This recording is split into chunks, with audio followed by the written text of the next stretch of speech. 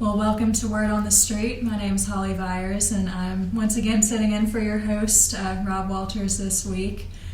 We've got a good guest for everybody this week. We've got a little primer coming up about pickleball. So I'll let our guest introduce herself. Would you like to share your name, your title? And Sure. Yeah. My name is Anna Walters. I'm the district ambassador for USA Pickleball for East Tennessee, which means I have ambassadors in Sullivan County, Carter County, all the way through to Knoxville. Okay. And our goal is to build and grow pickleball. Okay, great. Well, pickleball has definitely taken off in popularity in recent years, but kind of for those who aren't familiar with it, could you just kind of give a brief overview of what pickleball is? And Can I ever? Okay. So pickleball is it's a racket sport that you use a paddle with. So this is an example of the paddle that you would use. And we use a wiffle ball, okay? It's all, you play it on a court the size of a badminton court, and it's got the net in the middle like a tennis court.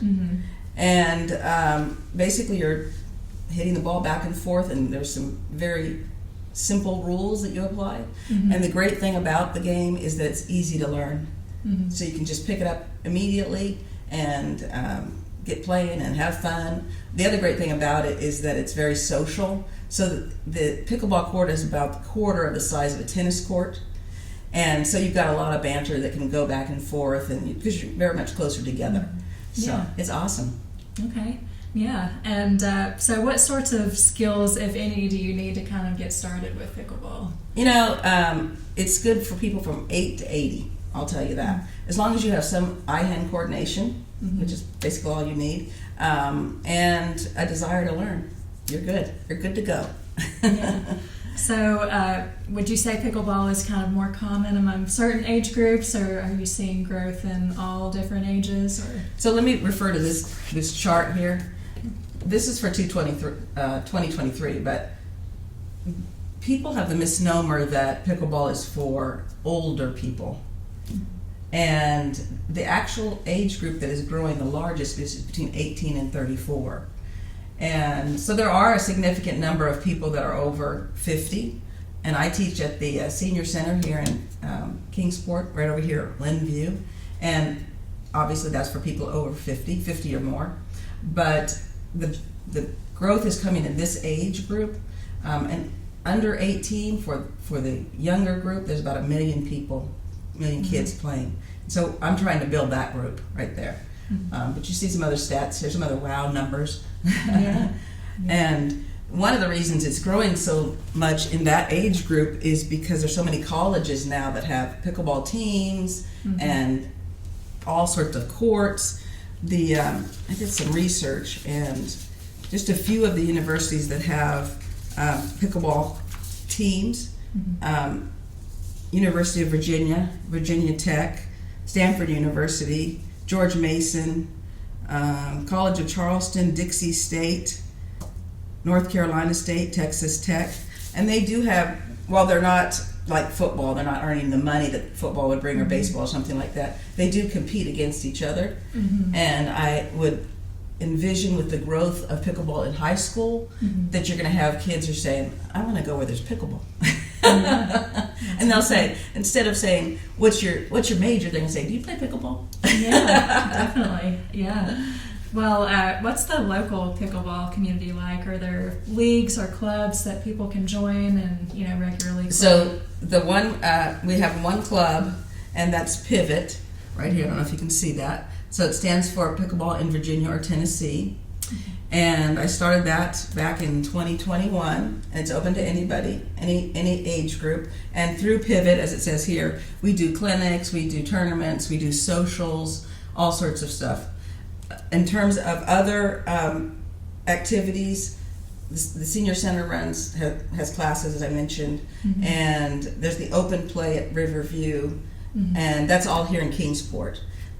Johnson City has their own. At the Memorial Center, they have courts and they offer classes. TNT Bristol, TNT is down here on Main Street. There's pickleball there. Bristol has at the Sportsplex has classes and all sorts of stuff. And then Elizabethton that has a pickleball club as well. that you have to be a member of to play indoors.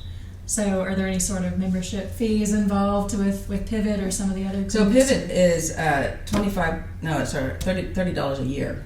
Okay. And so we're not aiming to make a whole lot of money. We're just aiming to get people involved and support their interest. The other clubs, as in Bristol or Elizabethton, do have fees, and I'm not sure what those are, but they're significantly more than $30. Right. Yeah. Okay. So are there any new or upcoming developments in the local pickleball scene that people should know about, whether it's, new places to play or new, leagues coming up? Or So we just, Eastman every year has a big tournament that just concluded, as a matter of fact, yesterday. And that play was scheduled for Kingsport and Johnson City and Elizabethton. And due to weather, there was some issues in Kingsport, but it's all good. There are no specific leagues unless you're going through like us or something like that. The other aspect of it is there's always leagues and whatnot that are run through the private clubs like Bristol or Elizabethton. So okay. Yeah, I know that our Gate City residents have a new court coming up over there. So so there's going to be 4 courts in Gate City. There's 4 more courts coming to Kingsport over on Netherland Inn Road, which is great. They got a grant from Blue Cross Blue Shield. That's awesome. And there's 6 courts that just went in last year, I believe, in Churchill. Okay, yeah. And so it's growing like wildfire. Yeah, well, that's good. So if someone is interested in giving it a shot, but they don't really know where to start, what kind of equipment they need to get, what would you suggest for them to get started? There's tons of information online. If they go to pickleballcentral.com, and I'm not advocating that they buy their equipment, but there's a lot of resources there that you can utilize. I would try and get a hold of someone who plays pickleball and get any information. They can certainly call me. I'm more than welcome to help anybody. And you have my card, so you can share that information. Contact the senior center. That's another way that they can get a hold of me. Okay. But the paddles, you can go into Walmart and see paddles. And the paddles have changed in sophistication immensely. When this pickleball started in 1965, Bainbridge Island in Washington, they were playing with a wood paddle. Okay. And it was actually like a ping pong paddle. And so just over the years, things have progressed. The technology has enhanced the pop of the paddle and the control of the paddle. So you can spend $70, you can spend $300. And so I advocate, if you can, to take some lesson just to get started. A lot of people use YouTube as their go-to. Unfortunately, sometimes that can be hard to translate into, kinesthetically translate into playing the sport. Right. But I think, and if they want to go down to talk to Parks and Rec, they give pickleball lessons here.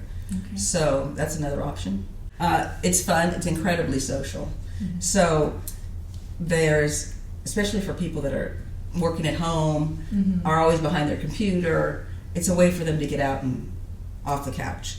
The enhances physical fitness. And I have a article here that what did I do with it? It talked about how there's been statistics in regarding mental health in pickleball, and how that really the article came from Yahoo and is based on data collected by Apple.